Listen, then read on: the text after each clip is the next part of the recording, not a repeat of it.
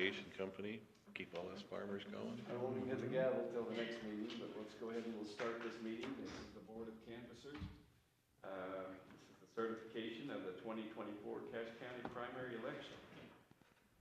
Call it to order and we welcome all of you that are here. And appreciate this hot item, big ticket sales to be here. So where'd you buy your tickets, by the way? I just walked in. Well, we appreciate it. You taking your time for that. We're going to actually then go ahead and we'll turn the time now over to our clerk. Yeah. And Bryson, if you'll come up here and share with us what we need to. And I guess we got 500 pages to read. Yeah, you have 500 pages. You guys have enough time to read that today. We also have a digital copy if you guys would like to see that. Easily email that to you. That is budget. I didn't see that in our packet, though, did you? Did you put it in there? I don't think it was put in the packet, no. But what that 500 pages is just this. All the precincts and all the results. So I'll pass that around for you guys to meander. In front of you, you do have a stat sheet for what we did during the election, and we can just go over that if you'd like. We had about a 45% turnout, which is pretty good. The last presidential election, last presidential year Republican primary, there was about 60% turnout. So a little bit lower from 2020. We had a total of 18,228 ballots counted. And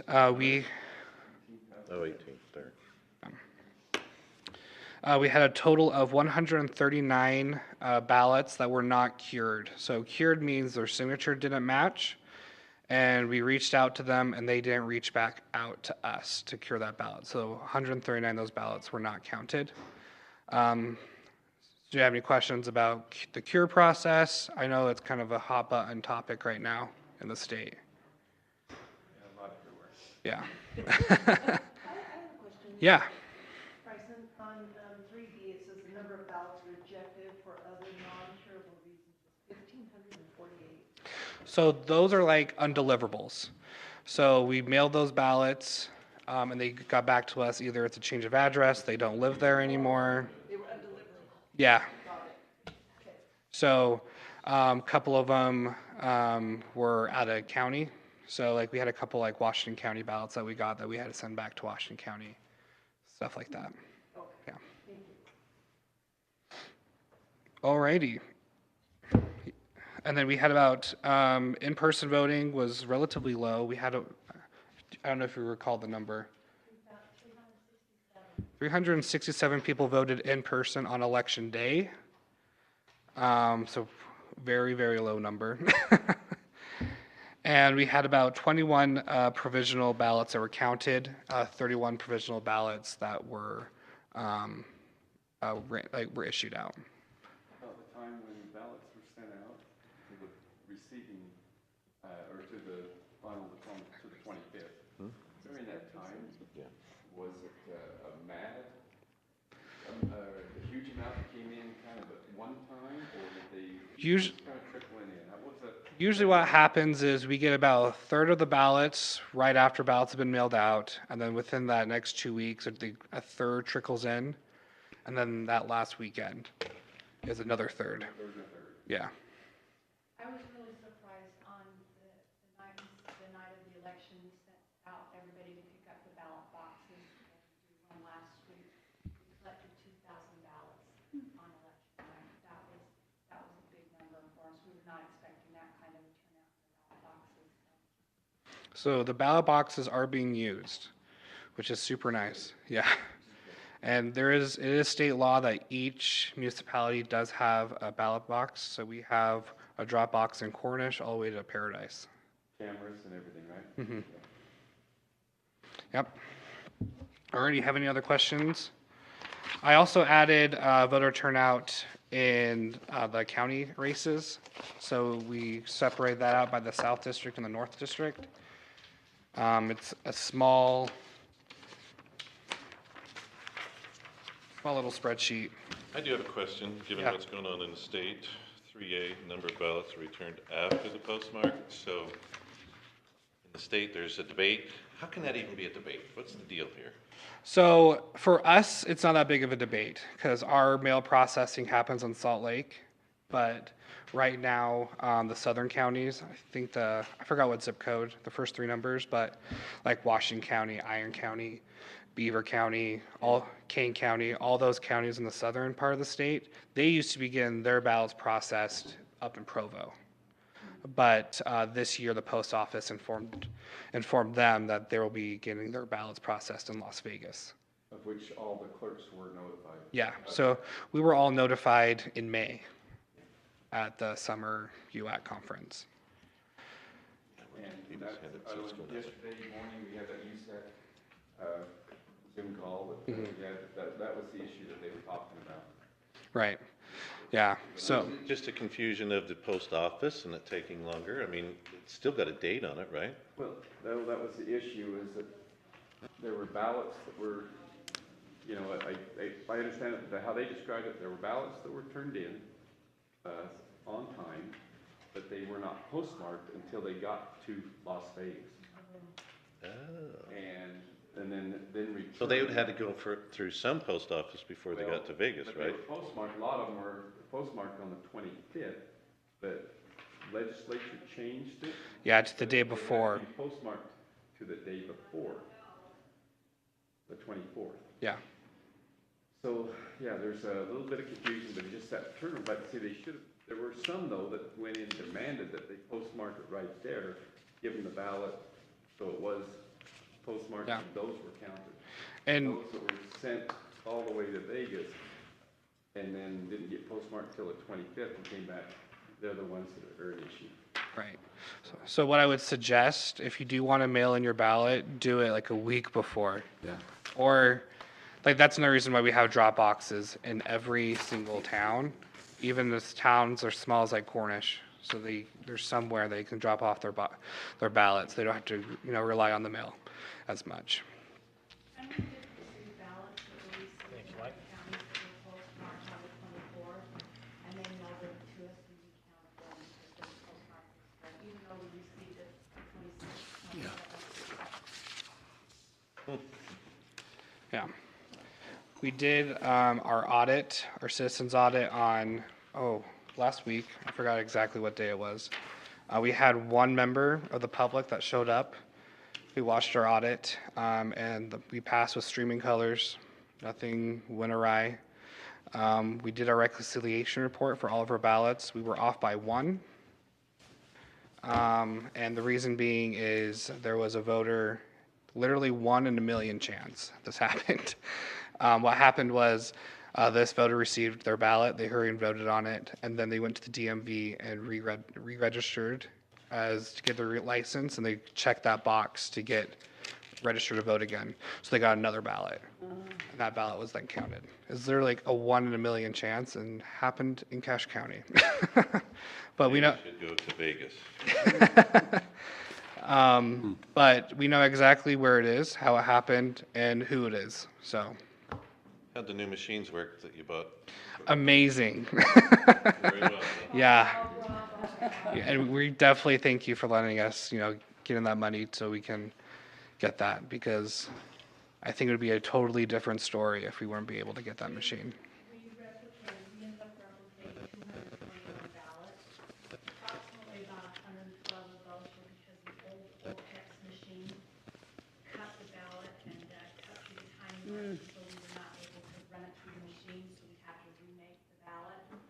After we received the new OPEX machine, not one ballot was cut. We did do one remake after that. I was, yay. Money well spent. Yeah. And we have lifetime service on that machine. So if it breaks down, we call them, and then they have within 4 hours to get back up here to fix it for us. So which is really nice.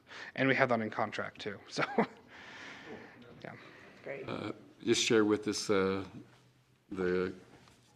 kind of communication and everything with the Lieutenant Governor's office. How, hopefully that's all improved. Yeah. I'm sure it has, but Yeah, Just share with, how that's been. everything's been good. They gave us an A, so. So, I did hear the words, "You're not our problem child." That's awesome. That's awesome. so, no, and honestly, all the credit would go to these guys. They were in the ballot center 24/7. If there was a problem, they fixed it. And, they just did a great job. So staff is good for now and in what's coming up in November? Staff is good. We're down one person, but we have that position to be filled still. And then when it comes to the general election, it's going to be a lot of seasonal workers. But I think we have a really good idea of what we're going to need as we go into the general election, based on what we've used now and the anticipated in the future. I think we've got a really good game plan. yeah. So what we have in the office is great. It's just when we got to hire extra people to help with the processing and election day. Cool. Very good, Bryson. Any other questions? Thanks for making this go so well. Yeah. Yes. Anytime. I'm happy to help. Oh, man, what a relief. Anytime that Yeah. we can graduate from problem child.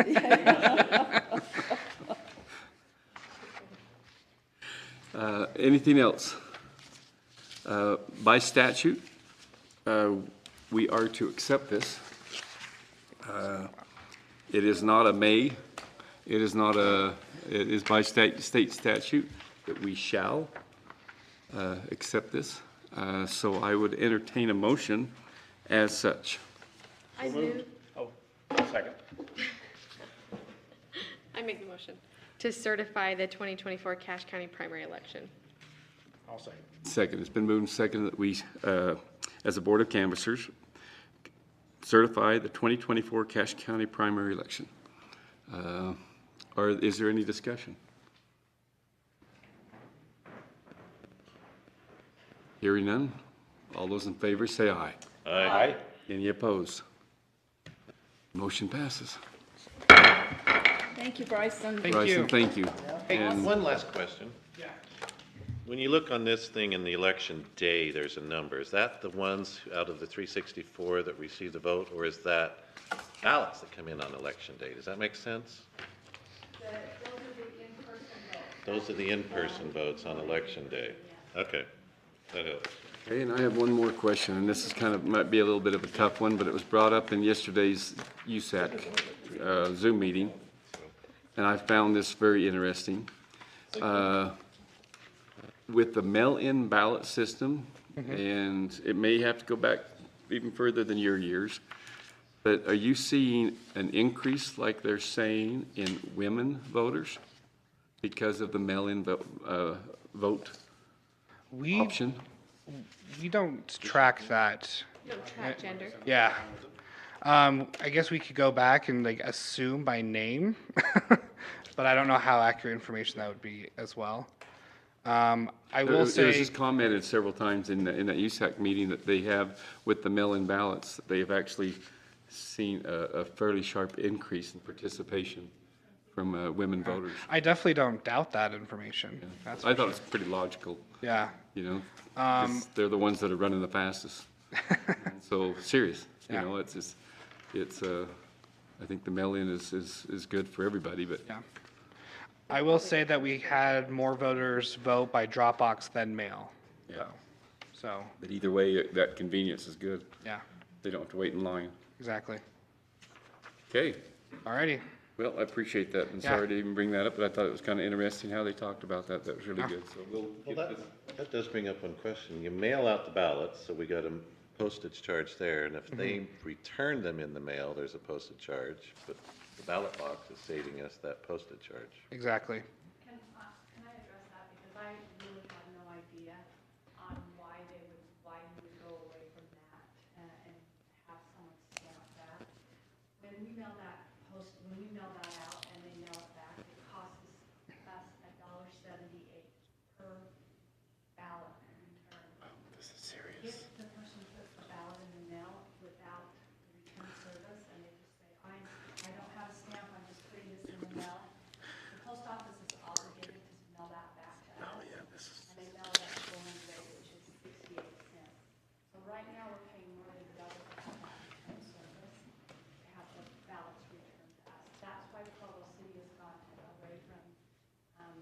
requesting that return service, and they're asking, hey, if you can put a stamp on it, put a stamp on it. If not, drop it in the mailbox, because the post office is legally obligated. $1.78 and 68 cents? $1.78 to cross that every Well, ballot. I'm guilty of Well, costing the county Now, $1.78 then. several counties have gone to that. They've literally just said, hey, you know, that is the responsibility of the voter. We have, Well, you came in person. And part of the reason was like, let's not do anything in the presidential year.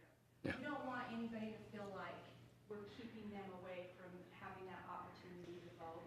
But I think it's something that needs to be addressed as we go into the future, because that's a big sum, $1.78 per ballot return. That's a huge cost that That's almost more costly than staffing an in-person voting center. Yeah, and the thing is too, it's like we can't like a lot of prevent- seasonal help. Yeah, Serious, for speed, accuracy, everything. yeah, and the other hard time is too, like we can't really prevent them from mailing it to us anyway. Even if we don't afford, like even though if we don't provide that service, they're still gonna put it in the mailbox and we're still gonna get charged for it. So, Cool. Thanks for the info. Thank you. yeah. Thank you very much. Appreciate it. I think the sheet's coming down here. It's all signed. Your pen kind of exploded on us. Forever's Mine's in blue. You want your pen, Bryce? You can have it. It broke. It's shot. Oh, it's his pen. Throw it away. Yeah.